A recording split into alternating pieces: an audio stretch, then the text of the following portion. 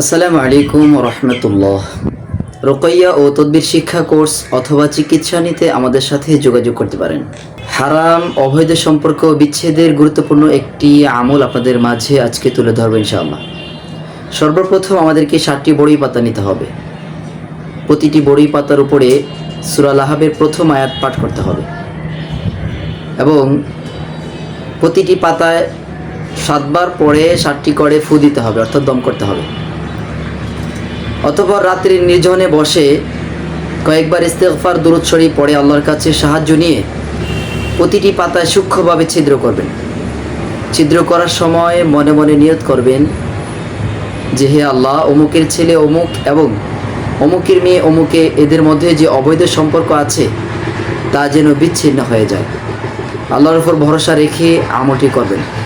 ইনশাআল্লাহ 7 দিনের মধ্যে ফলাফল আশা করা যায়। ভিডিওটি ভালো লাগলে সবাই শেয়ার করবেন।